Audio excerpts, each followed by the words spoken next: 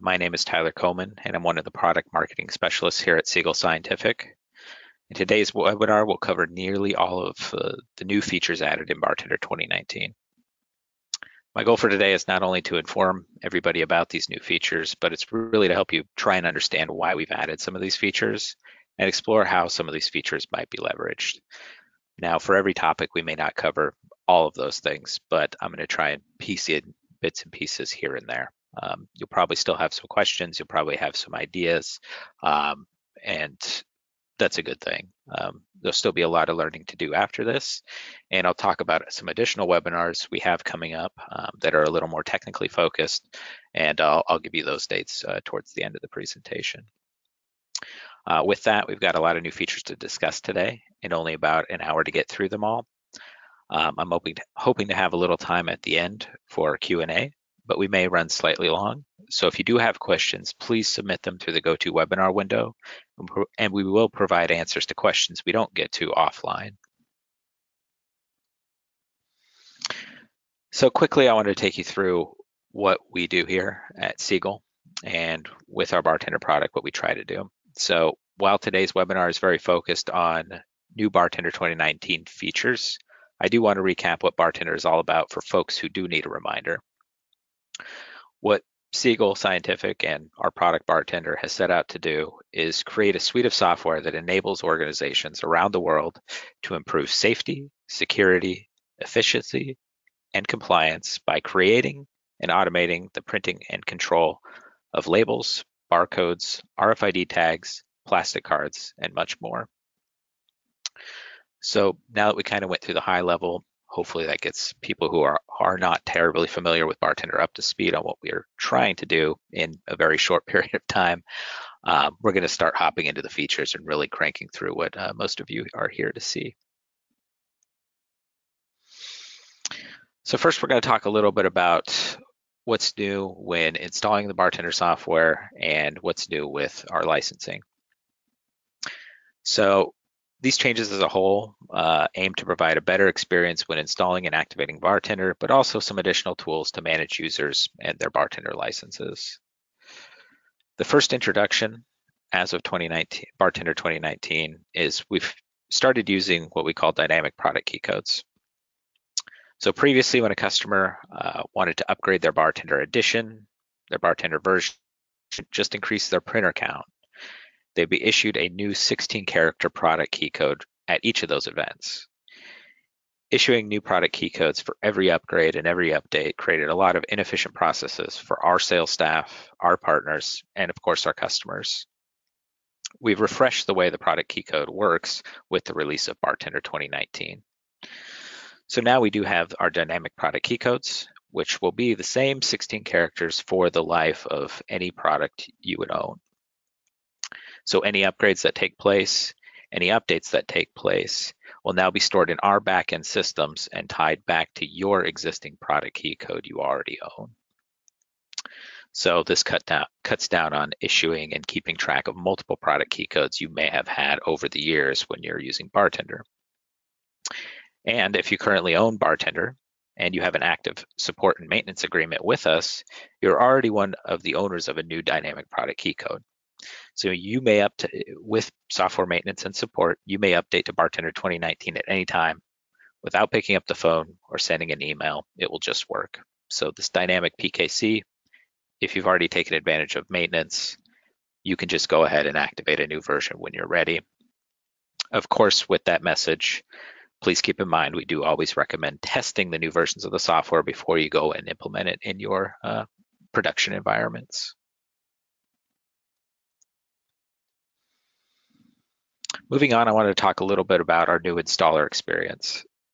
So the new BarTender installer provides quicker install times, clearer instructions. It handles prerequisite installations much more gracefully and provides better diagnostic tools in the event of an installation failure. Moving on past the new license or installation experience, we want to talk a little bit about license management. So the license server application has been replaced with new licensing functionality found directly in Administration Console. with some of these enhancements, like our licensing infrastructure enhancements, printer license verification and cross-network communication have both been revamped in BarTender 2019. These changes should provide a much more fluid experience when installing multiple BarTender clients throughout a network. We also have the addition of printer pooling, and I'll take you through a quick example and explain how this works. But printer pooling essentially allows you to divide your license into one or more pools. So if we purchased a 10 printer account, we could break that up into several different pools. These printer pools can then be assigned to certain users, groups, or locations, providing additional control over how many printer licenses users may be able to use. So I've created a simple diagram. We are looking at a 10 printer pool, or a 10 printer license, I should say. And if we want to take advantage of printer pooling, we could break them up into two 5 printer pools. So we have printer pool 1 for 5 printers on the left and printer pool 2 for 5 printers on the right. Now that we've created these 2 printer pools, we can actually assign users to a printer pool. So I've assigned Sam and Jen to printer pool 1 that has the ability to print to 5 printers. And I've assigned John to his own printer pool, and he may use up to 5 printers. So this is not a terribly complex concept, but it does allow you to break up your license, especially in a larger license. 10 printers is fairly small, but if you have a 100 printer license, this will become a much more a useful tool for you. Moving on, we have printer groups. This is kind of a different concept than printer pooling, but it's much of the same. We're kind of controlling the printers rather than the available pool of license. So I do have another example here that I'll take you through. So in this example, we've created a single printer group, and we've added Sam, John, and Jen to this printer group. Now that we've configured a printer group that consists of these 3 users, we can define which printers they may or may not use. So in this example, group 1 has the ability to print to printer 1, but we've denied group 1 the ability to print to printer 2. So another very simple example of how this could be utilized, and it gets you can create much more complicated scenarios depending on how your environment is set up. Also, before we move on, remote administration becomes a built-in capability. There's no longer the need to basically log into a different application to remotely some of this functionality. Moving on to template design. First, I want to take a look at text objects and just kind of do a little recap of some of these features and how you might take advantage of them. So first, text can be arranged in multiple columns. That's pretty straightforward. It's very similar to functionality you would find in Word or other applications such as Word. We can now do that inside of BarTender. We now have the ability to perform text wrapping. So we could wrap text to borders, we can wrap text around objects, we could wrap text around a whole bunch of different scenarios. We've replaced what we called auto size in previous versions of BarTender with auto fit. So this improves upon the auto size functionality rather than working on some of the limitations of auto size in the past. Our new auto fit feature provides much more flexible space to shrink and expand text into certain areas within your template. So for example, in that arrow that's pointing up, we might use a combination of text wrapping and auto sizing or auto fitting now functionality to make that happen, which would give you the ability to build some really interesting things such as what we're looking at here. This is a sample event ticket that we can print that has a logo that we've wrapped text around. So this is one very simple example on how you might leverage this functionality. Moving on, we have the addition, some additional new text styles and transformations. First, we have improved font sizing. So what that means is we can now take font sizes down to 0.1 decimal precision. We also have the ability to use subscript and superscripting. So that's now a native functionality inside of BarTender. So before you would have to use something like a word processor object to do superscript and subscript. But now we have this functionality built directly in. So we've also improved underline and strike through. So what we've done here is the lines, and we've added additional line support. So we could have, rather than a single line through the text, we could have double lines as you're looking at in this example. But we've also had the ability to stylize them a bit more. So different types of lines, different types of colors, so on and so forth. In this example, you could see that we've done a few different things here. We've used a double line to do the strike through, and we've colored it red. And we also have a dotted line underneath the text. We've also added small caps style directly into BarTender. We've also added the ability to use /0 and dotted zero styles with any available font on your in BarTender. So before you would actually have to use a specific font if you wanted that behavior. We also have a whole bunch of new text transformations. So curve, slant, bend, wave, inflate, deflate, and fade. These are all new kind of creative options that you can use within your template to use variable data kind of more creatively. If you were doing a product label, for example, and you wanted to wrap text around part of your logo, you could do that with some of these new text transforms. Moving on, we want to talk a little bit about our changes to barcode symbologies and standards. So first, before in earlier versions of BarTender, we had to rotate barcodes in intervals of 90 degrees. So while this was pretty standard and okay with most people, this gives, now in BarTender 2019, we can actually do it by greater increments than that. So 0.1, I believe, degree, or excuse me, 1 degree at a time, you should be able to kind of rotate objects, but basically they're free form now. You can just rotate with the tool and put whatever form or whatever kind of degree angle you need. We also have new barcode symbologies. So the complex mail data mark, we have the PPM, which is the pharmacy product number. We also now support the Royal Mail mail mark barcode and 2 different types, and also the Singapore Post. Important to note, we've also updated our standards to reflect the GS1 standards for version 19 specifications. So this is very important if you're using GS1 spec labels in your any changes they've made, we've now reflected in BarTender 2019 as well. We've also improved multilingual support for the QR code. So specifically, this provides a better experience for some of our Chinese users. And we've also made several updates to data matrix encoding.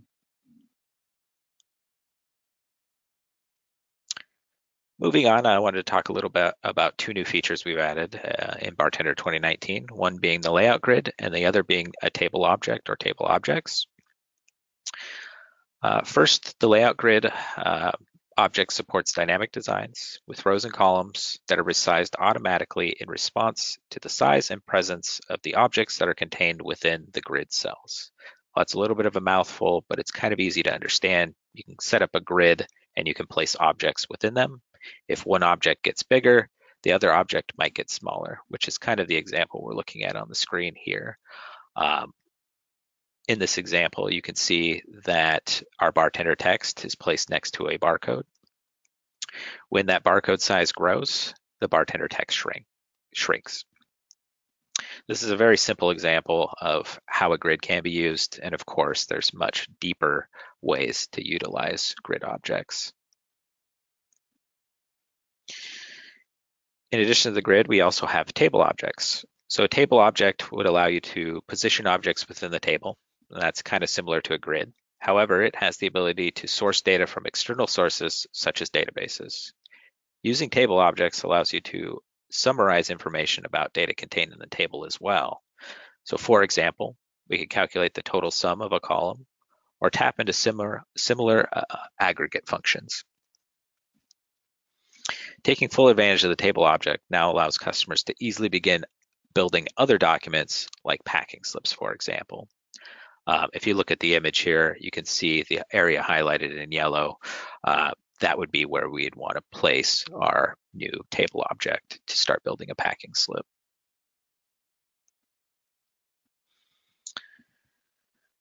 Moving along, we also have new options for data sourcing. So first, we'll cover a lot of our new functionality with the database wizard.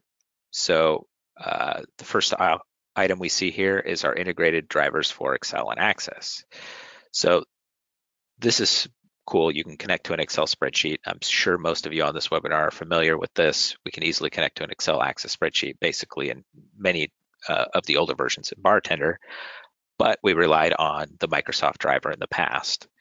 Now in BarTender 2019, we've integrated the driver to connect to these Excel files and Access files directly into our database or into our software.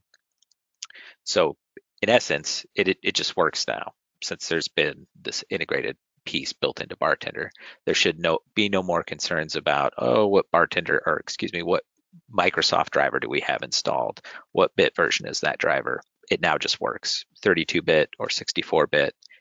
Microsoft Office, we don't care. We've got the driver for either of those situations built directly into the software.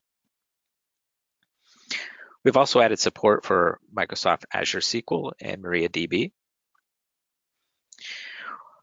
We've also added direct support for XML files. So this is personally one of my favorite things. In the past versions of BarTender, it was somewhat complicated to source data from XML files. But today we've added an easy and flexible solution that allows you to connect directly to XML files that will automatically detect the configuration, or also known as schema, of your XML files. If the XML schema cannot be found, and from my testing, this has worked pretty well. Usually it's able to detect everything we need to get out of that XML file to understand its configuration. If it cannot do that, you do have the option to provide a schema file. And again, I'm pretty excited about this. I'm really curious to see how our customers and our partners begin utilizing this through integrated print processes or automated print processes. Additionally, we also have the ability to now write back to most SQL-based databases. So this was definitely one of our highly anticipated features and most requested features prior to BarTender 2019. So a few examples on why a customer may want to write data back to their database is, one, to track a serial number. So if you're printing serialized items and you want to keep track of the last used serial in your own database, you can now do that pretty easily inside of BarTender 2019. Before you could still do it, but it took a little bit of more work to make that happen. So in addition to writing back to databases, we also have a few other improvements specifically with text files. So we now support name and value pairs. This is similar to INI files if you're familiar with those. We also have support for delineated tables and additional filtering options that provide more control of what lines are extracted from a file.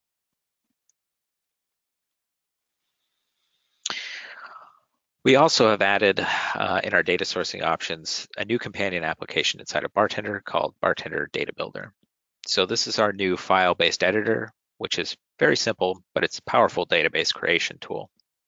It has similar functionality to if you're familiar with Microsoft Access. So this database building application can be used for anything from a simple lookup table to a card printing solution with an integrated membership management. So how I like to think about that is if you sign up for a gym, you could basically have all of the tools for, one, printing a membership card, and two, storing that user's information back into a BarTender database to maintain their records. You can also, of course, manage those records outside of BarTender by opening up the Data Builder application. Fields may be various data types, so such as text, numbers, dates, and times, as well as other more technical data types such as blob.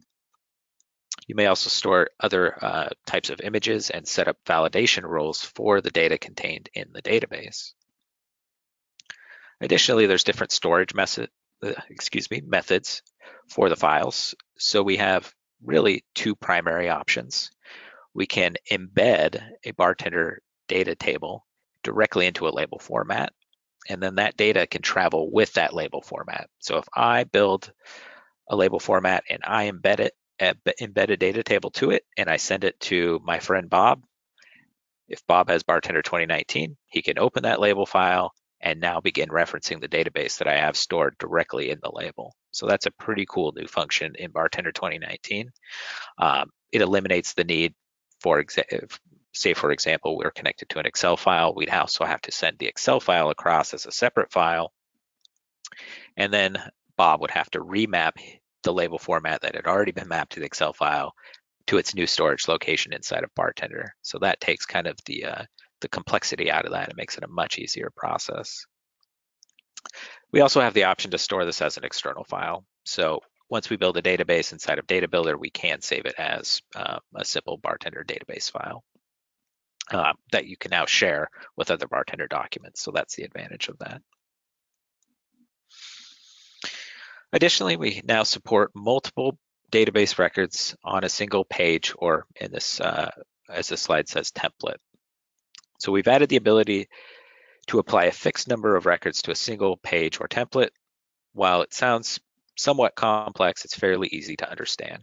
This is similar to the new functionality we've built with the table object, except in this instance, we're not bound to using a table object. So if we look at the example on the right here, we can see we have a simple product and region type database, flat database file. We have products, and then they're associated with a specific region. When we can now set up inside of BarTender the ability to set product and region, and subsequent records will use product region 2 or product 2 and region 2. So in this example, we've created a scenario where specific regions will have specific products associated with them, and we'll insert a break between the labels when that region changes. So everything for the Eastern region, which is a dish towel, a hot pad, and spatula for products, print on one label. When the region changes to the Southern region, we now have the coffee mug, dinner glass, wine glass, etc. So this is one kind of simple example of how you might utilize, or another simple example of how you might utilize multiple records on a single template. And you can do some other cool things with this too. So I gave you a pretty simple example. This example we're looking at now is a little more complex. So in this example, we have a mixed load palette label. We can put up to 8 records on this palette label before it would break to another, but there typically 8 would be the max in this palette label setup. Moving on to data entry forms. So first, talking a little bit about record picker and lists like drop-down lists. The record picker has been enhanced and supports pictures as a column type. You can see in this example here that we actually have a record picker that's displaying an image of a car and also data contained in the car about the car. So while this is kind of a small change, we could already display the data, but now we can display these pictures. It is pretty important because it actually changes the user experience quite a bit. Similar to these enhancements we've made to the record picker, we've also carried those over to our multi-column lists, so our drop-down lists. Not only do they support the new features of the record picker, they support a lot of the old features the record picker supported. In addition to that, they also, the columns in lists can now be independent of one another. So let's say we wanted to source one column of data in a list from a database. We could source a second column of data from an additional database if necessary. So there's no real limitation to how many different data sources or databases we can connect to for our lists.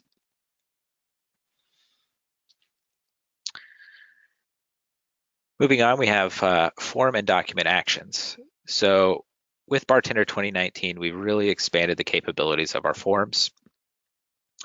The first couple of things I wanted to talk about are our new controls. So we have a button control and a hyperlink control. Both a button and a hyperlink perform actions, so naturally we've also added the ability to perform actions once those buttons or links are clicked. The actions that are included are all of the actions that are supported in Integration Builder. So this includes actions like insert an updated database record or navigate to another form if necessary. Additional actions can be performed at the document level. So for example, let's say when your print job starts, you might display or have an action occur that displays a message reminding the user which printer to retrieve their print job from. Very simple example. Another example might be a data entry complete action, which inserts a new record into a database, such as going back to our previous example of a gym membership. You might print an ID card for one of your new gym members, and not only would it print that card, it would also save their information back to the database. We might issue a for each record. So for each database record that's printed, we might send a web service request to another business system notifying it of what database records are currently in process for printing. And there's many other combinations that we could talk through as well.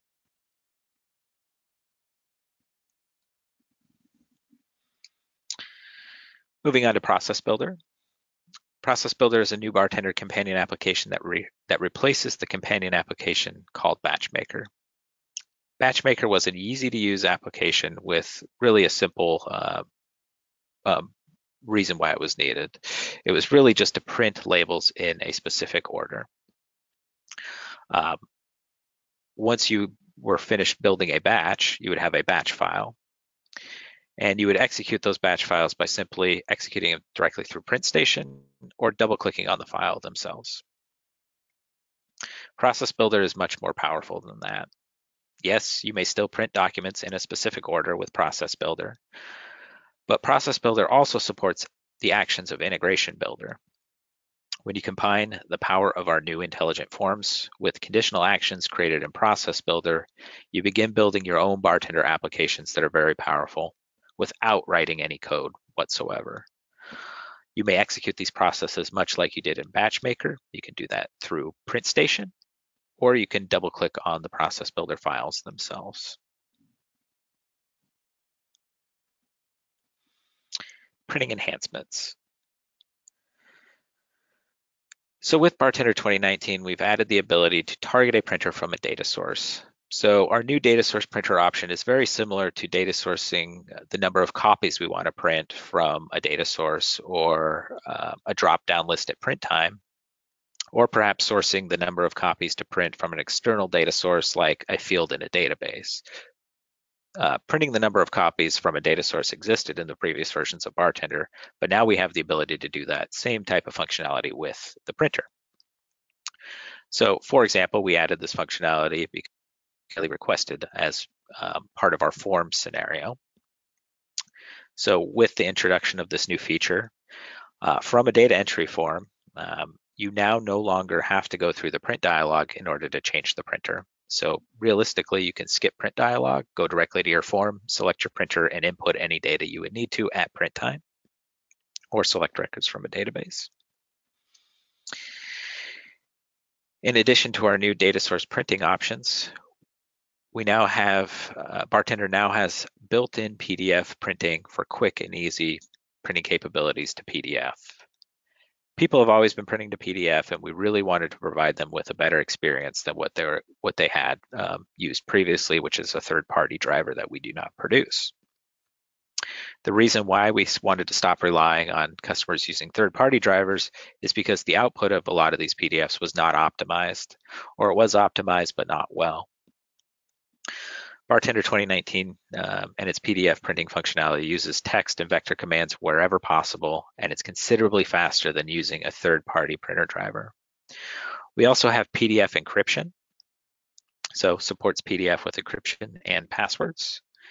And we also have no need for third-party PDF drivers now whatsoever since we built the functionality into BarTender 2019.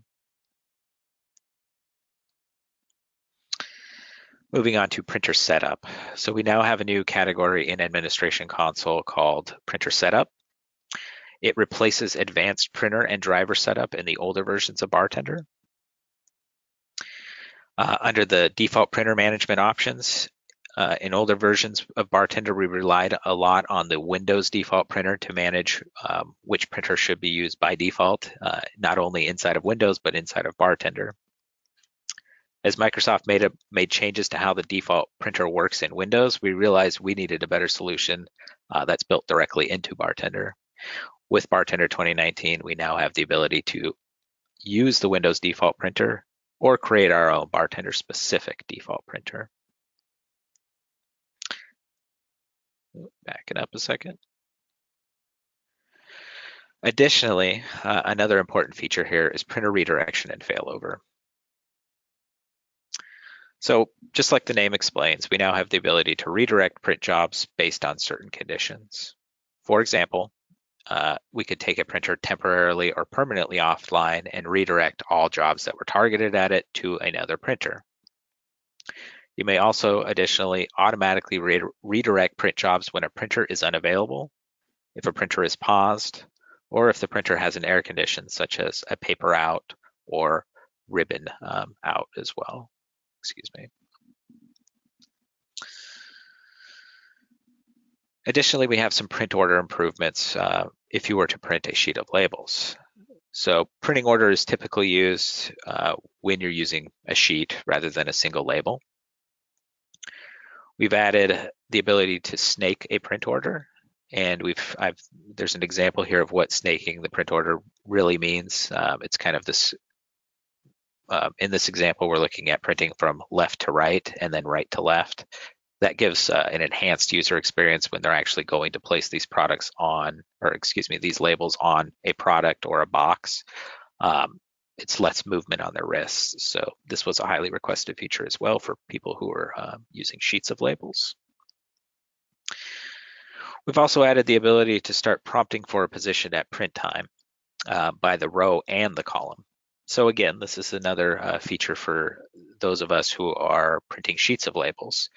So if you are printing a sheet and you partially use a sheet on a print job, this is where this feature becomes useful because you can put that back in your printer and then you can select the starting position of where the next job or where the next label should start printing.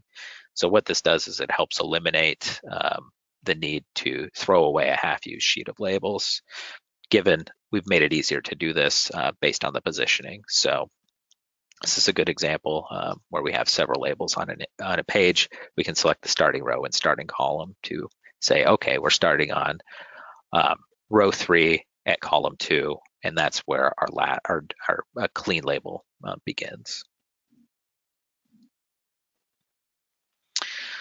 Additionally, we made some improvements to our integration platform. So we've added some usability improvements. We've added more wizards and UI tweaks to make things easier to understand when building an integration. We've overhauled the integration builder ribbon. We've divided the integration builder UI into separate tabs, which helps the user experience. We've also added distinct graphics for easier identifications of all actions and integrations available inside of Integration Builder. We've also overhauled our deployment feature. Our deployment feature is now much easier to understand, and we've added support options for server maintenance windows when deploying an integration. Additionally, we've added new testing functionality inside of Integration Builder. So it's now possible to record samples of data that's incoming into the integration. You can view the sample to understand the structure of the data that's incoming to Integration Builder. And additionally, you can use that sample data again to simulate integrations being triggered. This allows you to debug processes, your automated processes, without having to re-trigger the event from another business system. We've also added the ability to perform print simulations. So enabling a simulated print allows a user to capture the printed output as an image and quickly review the results for their testing. So this makes debugging complex integrations pretty easy since you can immediately review the captured images without needing to waste media and other consumables. Or for a lot of customers I've spoken with, walking across a facility to see how the label printed. We've also added several new integration builder actions. So specifically for file system, we've added the ability to copy, move, rename, and delete folders. We've added the ability to add files to an archive or extract files from an archive. We've added the ability to execute actions for each file in a folder or archive. And this all works with a local file folder, FTP, Amazon S3, Dropbox, and the list goes on from there. We've also added some new database actions, such as insert a database record, update a database record, or delete database records. We also have added the ability to execute custom SQL statements through our integration platform. Again, that was one that was a very highly requested feature that I think a lot of our partners and customers will be excited to start utilizing. So we've now reached the Q&A portion, and I wanted to thank you all for attending today. Before we begin taking a look at some of these questions, I want to take a look at some of the additional upcoming webinars we have that are a little more technically focused. So as you can see below, we have 5 webinars scheduled. The first is on April 16th at 9 Pacific. We have another on the 18th at 9 Pacific, the 23rd, 25th, and 30th. So if you are interested in taking a deeper dive into BarTender 2019, please do join us for those webinars. They'll be run by our technical services team, so they will be much more technically focused.